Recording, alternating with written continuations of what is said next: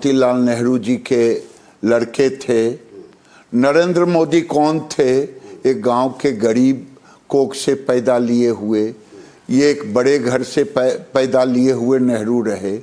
नेहरू नाम नहीं लूँगा, बड़े लोगों के कृपा पात्र के कारण प्रधानमंत्री बने, नहीं तो सरदार पटेल बनते।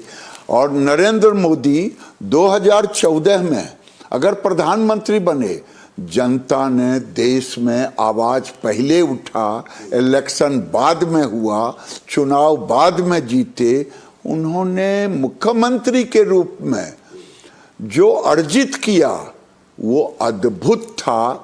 इसलिए नरेंद्र मोदी, अब मैं आपसे कहूं कि नरेंद्र मोदी को आने वाले दिन में नरेंद्र मोदी को इतिहास के पन्नों में केवल नहीं याद किए जाएंगे, लंबे समय तक एक महामानव के रूप में, एक अवतारित पुरुष के रूप में पूजे जाएंगे। नेहरू जी का कोई कृतित्व ऐसा नहीं रहा, उनके ऊपर तो कई कलंक के दागे लगे। 40,000 वर्ग किलोमीटर जमीन छोड़ दिया, चाइना को दे दिया, यूनाइटेड नेशन में चले गए पाकिस्तान ये कश्मीर को लेकर के, और जिप घोटाला से लेकर के कांग्रेस में घोटालों की सरकार बनी रही। और नरेंद्र मोदी अगर अभी देखेंगे यूपीए के 10 साल और नरेंद्र मोदी जी के 12 साल, तो 10 साल यूपीए सरकार विवादों में घिरा रहा, मोदी जी उम्मीदों में घिरे रहे। तो इन्हीं उम्मीदों पे आते हैं, उम्मीदों में घिरे रहे, लेकिन इस 12 साल में आखिर सरकार ने हासिल क्या किया? क्या था ऐसा जिसने आदमी का जीवन बदला? अब मैं आपसे कहूं कि इंदिरा जी के जमाने में नारा लगा, आधी रोटी खाएंगे, इंदिरा जी को लाएंगे, गरीबी मिटाएंगे। गरीबी मिट पाया क्या? मोदी जी ने 25 करोड़ लोगों की गरीबी मिटाई। और गरीबी ऐसे नहीं मिटा, मैं पीछे विकास जी काम कर चुका हूं रूरल डेवलपमेंट में। 29 साल में केवल 3 करोड़ इंदिरा आवास बना। नरेंद्र मोदी जी 74 लाख इंदिरा आवास के अधूरे इंदिरा आवास बनाया और 4 करोड़ से ऊपर पक्का मकान बनाया। घर दिया, शौचालय दिया, बिजली दिया, पानी दिया, रसोई के लिए उज्ज्वला गैस दिया, गरीब कल्याण से 5 किलो अनाज दिया, 5 लाख की दवाई दी। नरेंद्र मोदी ने गरीबों के लिए ही पैदा लिए हैं। और मैं तीसरी बात कहूं, भारत के अंदर 2011 के इकोनॉमिक सर्वे के अनुसार केवल 19.5 करोड़ घर थे, उसमें से 10 करोड़ घर सेल्फ हेल्प ग्रुप NRLM में जोड़ा। ये कांग्रेस के काल में केवल 2 करोड़ 35 लाख घर जुड़े। अब 22,000 करोड़ केवल इन्होंने बैंक लिंकेज दिया। आज अब NPA कितना था उन गरीबों के ऊपर? 9.58। मोदी जी ने 10 करोड़ से ऊपर घरों तक गए, 12 लाख करोड़ से ज्यादा बैंक लिंकेज दिया। वही नहीं, 3 करोड़ से ऊपर लाखपति दीदी बनाया। हमारे बेगूसराय में 1,80,000 दीदी लाखपति बनी, हम अपने जिला की उसमें बता रहे हैं। ये मोदी जी का परिवर्तन रहा। ठीक है, आपके मंत्रालय पे आते हैं। ये कहा गया कि जब यूएस ने भारत के ऊपर टैरिफ लगाया तो सबसे ज़्यादा असर जो है भारत के कपड़ा उद्योग पर होगा, और हर तरफ से ये खबर आने लगी कि कपड़ा उद्योग में बहुत तेज़ी से छटनी हो रही है। अभी की स्थिति क्या है? आपके कपड़ा मंत्रालय के आंकड़े क्या कह रहे हैं? कितना नुकसान हुआ है भारत के कपड़ा उद्योग को? मैं आपको 2 बातें कहता हूं। माननीय प्रधानमंत्री के नेतृत्व में हम जब ज्वाइन किए, उसके बाद से ही उन्होंने दिशा निर्देशन दिया कि पूरी दुनिया को एक FTA की दुनिया, एक FTA सहित जो देश में हम एफटीए नहीं है, जीडीपी अच्छा है, मेरा कपड़ा नहीं जाता है, हम लोगों ने 40 देशों को अलग किया। और एक और बात बताते हैं, तो आपने जो हाई टैरिफ यूएस की तरफ हमारे उद्योग पे लगा था, प्रोडक्ट पे लगा था, वो आपने प्रोडक्ट डाइवर्ट कर दिया बाकी 40 देशों के लिए। 40 देशों पर, और वही नहीं, हम 190 देशों में एक्सपोर्ट किया।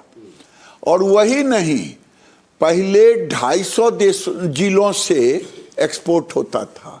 अभी आप चले जाएं ट्रेड के अथी में और वहाँ मिलेगा 523 जिलों से। ये बहुत बड़ी बात है कि 523 जिलों से मतलब लगभग हर जिले से प्रोडक्ट जो है कपड़ा का, वो कपड़ा, हैंडलूम, हैंडीक्राफ्ट सब मिला करके। तो ये एक अद्भुत मोदी जी के निर्देश पर दूरदृष्टि रहा, जिसके कारण लोग चिल्लाते रहे। मैं एक आंकड़ा कागज से निकालना पड़ेगा। हमारे देश में गारमेंट सेक्टर में सबसे ज्यादा रोजगार है। मैं एक नमूना आपके सामने पेश कर रहा हूं। हमारे पास स्टिचिंग मशीन नहीं है, इंपोर्ट करते हैं। अब मैं आपको बताता हूं, यूपीए के 10 साल में केवल 46,10,064 मशीनें इंपोर्ट हुआ। मोदी जी के कार्यकाल में 2,87,56,998 मशीन इंपोर्ट हुआ। ये मेरे आंकड़े नहीं हैं, एक्सपोर्ट इंपोर्ट के आंकड़े हैं। और रोजगार एक मशीन पर कपड़ा से लेकर के गारमेंट को पैकेजिंग तक 1.8% को रोजगार मिलता है। उनके कार्यकाल में 82,98,1192 लोगों को रोजगार मिला।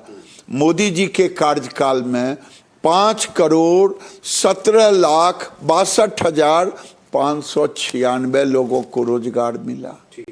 आपके मंत्रालय में नए इनोवेशन क्या हुए? क्योंकि हम देख रहे हैं कि मंत्रालय आजकल इनोवेशन नहीं कर पा रहे हैं। वो जो काम उनको बता दिया गया है, जो लक्ष्य दे दिया गया, उसके अतिरिक्त तो कोई नई चीज खोज कर, नए प्रोडक्ट लाकर इनोवेशन करना, नए प्रोडक्ट बनाना, ब्रांडिंग करना, उस पर काफी पीछे हुए। देखिए, मैं थोड़ा सा मोदी जी के नेतृत्व में, दिशा निर्देशन में हम लोगों ने क्या किया, जो हमारा मार्केट साइज था 2014 में, वो लगभग 8.5 लाख करोड़ का था और अभी लगभग 17 लाख करोड़ का है। और हमने 30-31 तक 33 लाख करोड़ का रखा है।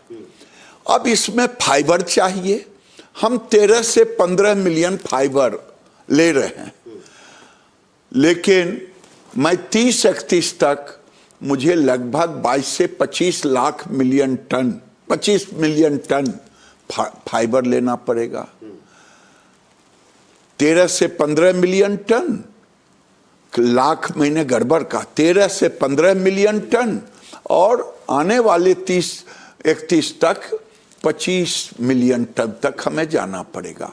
उसमें मैन मेड फाइबर भी होगा, सिंथेटिक और बेस्कोस, और नेचुरल भी होगा। पूरी दुनिया आज चाह रहा है सस्टेनेबल फाइबर।